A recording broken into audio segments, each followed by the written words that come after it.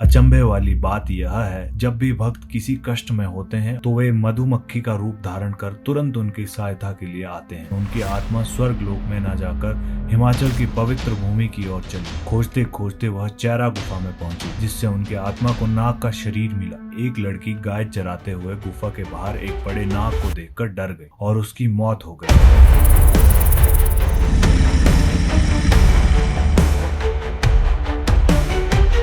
लेकिन तभी हुआ चमत्कार।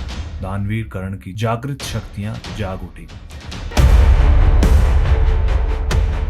महाभारत काल से अखंड धूना जल रहा है। लोगों की आस्था ने आज भी कभी धूना को बूझने नहीं दिया है। धूने से आज तक किसी ने भी राख नहीं निकाली। चमत्कार यहीं खत्म नहीं होते। एक बार मुगल बादशाह औरंगजेब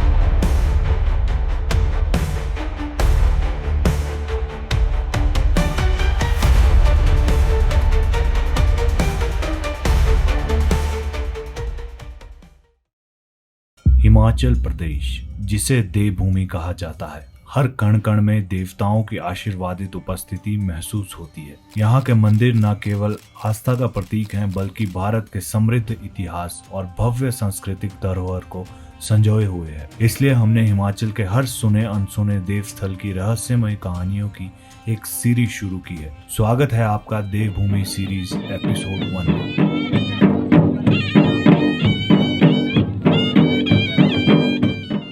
अगर आप भी अपने देवी देवता की कहानी की वीडियो बनवाना चाहते हैं तो स्क्रीन पर दी गई ईमेल पर हमें सारी जानकारी ईमेल कर दें। आज हम एक ऐसे रहस्यमय मंदिर की बात करने जा रहे हैं जिसके बारे में हो सकता है आपने सुना हो, लेकिन इसकी कहानी केवल चुनिंदा लोगों को ही पता है। यह मंदिर करसोग से महज 37 किलोमीटर और सुंदरनगर से 90 किलोमीटर की दूरी पर स्थित है और भक्तों के लिए एक अद्वितीय तीर्थ स्थल है। दोस्तों, हम बात कर रहे हैं मूल माहुनाग देवता की।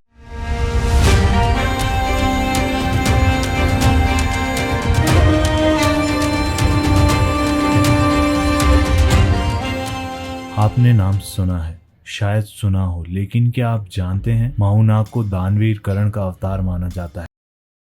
अति रोचक कहानी है जिसे सुनकर आप दंग रह जाएंगे। दोस्तों, मूल माहुनाग का मुख्य मंदिर हिमाचल प्रदेश के मंडी जिले के बखारी में स्थित है। यहाँ की शांति, शक्ति और आस्था का अनुभव करना किसी अलौकिक अनुभव से कम नहीं है। माहुनाग मंदिर किसको समर्पित है?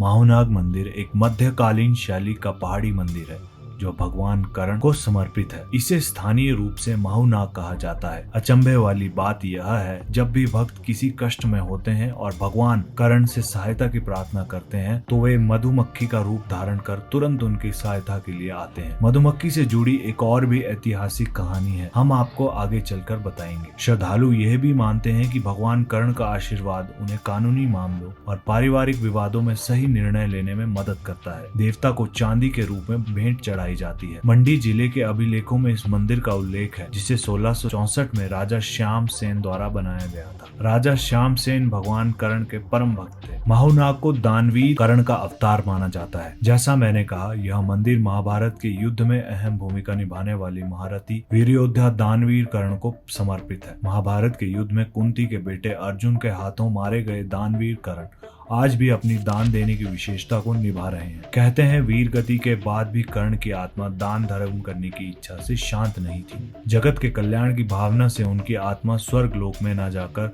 हिमाचल की पवित्र भूमि की ओर चली। खोजते खोजते वह चैरा गुफा में पहुंची। गुफा में पानी होने के कारण यह स्थान उन्हें बहुत पसंद आया और उन्होंने इसे अपना स्थानीय निवास बना लिया। यहाँ उन्होंने सूर्य देव की पूजा की, जिससे उनकी आत्मा को नाग का शरीर मिला और वह नाग रूप में पूजे जाने लगे। कहा जाता है कि एक दिन एक लड़की गाय चराते हुए गुफा के बाहर एक बड़े नाग को देखकर डर गई और उसकी मौत हो गई। इस घटना के बाद लोगों को गुफा में नाग देवता के होने का पता चला। गुफा में उस लड़की की पत्थर की मूर्ति आज भी मौजूद है, जिसे स्थानीय लोग हत्या माता कहते हैं। ऐसा भी माना जाता है कि महाभारत के युद्ध में अर्जुन ने छल से कर्ण का वध किया, परंतु अर्जुन का हृदय गलानी यानी खेद से भर गया। कर्ण का अंतिम संस्कार करने के लिए अर्जुन ने अपने नाग मित्रों की सहायता से सतलुज के किनारे तत्तापानी के समीप कर्ण का शव लाकर उनका अंतिम संस्कार किया। उसी चिता से एक नाग प्रकट हुआ और वहीं समीप बस गया। कुछ लोग कहते हैं कि माहूनाग की उत्पत्ति यहाँ के एक गांव शब्दाल में हुई थी। जब एक किसान खेत में हल चला रहा था तो अचानक हल एक जगह आकर जमीन में फंस गया।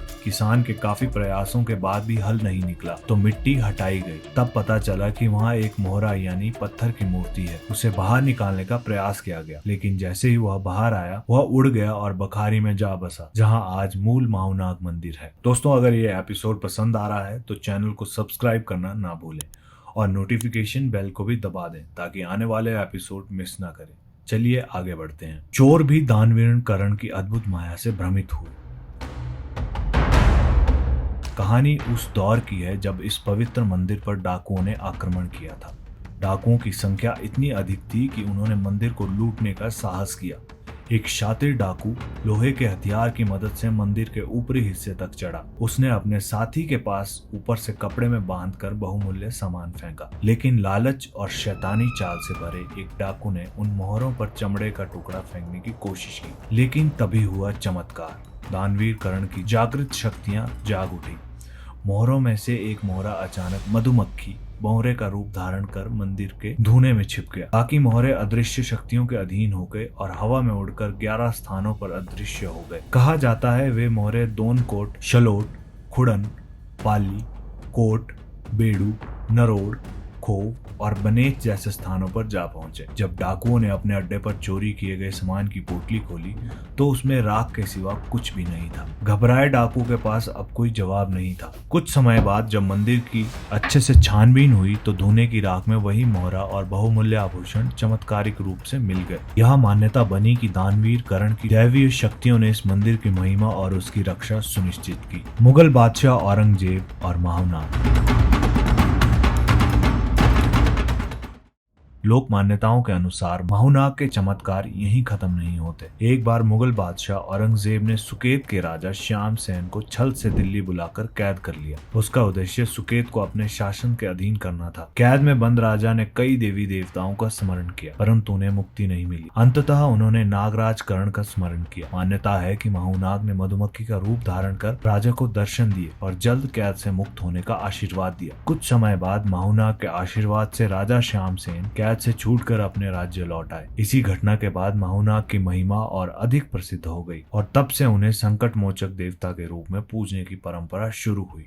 कभी नहीं बूझता धूना। कहा जाता है कि माहूनाग मंदिर में महाभारत काल से अखंड धूना जल रहा है। लोगों की आस्था ने आज भी धूना को बूझने नहीं दिया है। मंदिर के पुजारी के अनुसार देवताओं के राक्षसों का नाश करने के बाद यहाँ मंदिर परिसर में एक पेड़ पर आसमानी बिजली गिरी थी। उसी समय से ये अखंड धूना जलता आ रहा है। यह धुनी कभी राख से नहीं भरता है। इसे धुने की राख से रोगों का नाश करने वाला माना जाता है। इस राख को श्रद्धालु अपने साथ भी लेकर जाते हैं। श्रवण मास के प्रथम संक्रांति को मूल माहूनाग जी का जन्मदिन मनाया जाता है। आज भी राजा कर्ण को सुकेत रियासत का कुल देवता भी माना जाता है और अखंड धूना अपनी अनेक पुरातन इतिहास को समेटे हुए निरंतर लगभग 5180 वर्षों से जल रहा है। एक और खास बात यह है कि इस धूने से आज तक किसी ने भी राख नहीं निकाली है। राख कहाँ जाती है यह एक रहस्य है। मूल माहूनाग वार्षिक मेला। यहाँ वार्षिक मेला हर संक्रांति पर आयोजित किया जाता है। यह दिन सूर्य के मकर राशि में प्रवेश का प्रतीक होता है, जिसे हिंदी में मकर संक्रांति कहा जाता है। यह त्योहार सूर्य देव को समर्पित है। कहानी के अनुसार एक समय की बात है जब अंग्रेजों ने एक स्थानीय व्यक्ति को शिमला में कैद कर लिया। उसने माहूनाग जी से प्रार्थना की। ऐसा माना जाता है कि माहूनाग जी जेल की कोठरी में प्रकट हुए और उसे जेल से बाहर निकलने में मदद की। उस व्यक्ति ने आभार प्रकट करने के लिए एक समारोह का आयोजन किया। यही समारोह आज भी हर साल करसोग में मूल माहूनाग वार्षिक मेले के रूप में मनाया जाता है। पहुंचने का तरीका। जैसे कि मैंने बताया, मूल माहूनाग मंदिर हिमाचल प्रदेश के मंडी जिले की करसोग घाटी में स्थित है। यह मंदिर एक पहाड़ी की चोटी पर स्थित है, जहां से खूबसूरत पहाड़ों और घाटियों का मनमोहक दृश्य देखा जा सकता है। यहां तक पहुंचने के लिए कई मार्ग उपलब्ध है। सड़क मार्ग से मंदिर तक आसानी से पहुंचा जा सकता है। मंडी शहर से टैक्सी या निजी वाहन किराए पर लेकर आप मंदिर तक जा सकते हैं। शिमला से भी करसोग के लिए सड़क मार्ग सुगम है। रेल मार्ग की बात करें तो मंदिर के नजदीकी रेलवे स्टेशन शिमला में है। जो कालका शिमला रेल लाइन पर स्थित है। शिमला से आप टैक्सी या बस के माध्यम से करसोग और फिर मंदिर तक पहुंच सकते हैं। हवाई मार्ग के लिए मंदिर का सबसे नजदीकी हवाई अड्डा भुंतर है, जो लगभग 70 किलोमीटर दूर है। भुंतर से टैक्सी लेकर करसोग के रास्ते मंदिर पहुंचा जा सकता है। यदि आप प्रकृति प्रेमी हैं और रोमांचक यात्रा करना चाहते हैं तो करसोग से पैदल यात्रा भी एक अच्छा विकल्प है। हालांकि रास्ता थोड़ा कठिन हो सकता है। आने का सबसे अच्छा समय। माहूनाग मंदिर साल भर खुला रहता है, लेकिन यहाँ आने का सबसे अच्छा समय अप्रैल से जून के गर्मी के महीने में है। इस समय मौसम सुहावना रहता है और चारों ओर हरियाली छाई रहती है। जुलाई से सितंबर तक का मानसून सीजन भी मंदिर आने के लिए अच्छा है, लेकिन भारी बारिश और भूस्खलन के कारण यात्रा में मुश्किलें आ सकती है। दिसंबर से फरवरी तक सर्दियों के मौसम में यहाँ आने की सलाह नहीं दी जाती, क्योंकि इस दौरान तापमान 0 से नीचे चला जाता है और बर्फबारी के कारण सड़कें बंद हो सकती हैं। तो दोस्तों, ये थी दानवीर करण के अवतार माहूनाग देवता की रहस्यमयी और चमत्कारी कहानी। अगले एपिसोड सुनने के लिए चैनल को सब्सक्राइब करना ना भूलें। मिलते हैं अगली दिलचस्प कहानी के साथ। तब तक के लिए जय देवभूमि।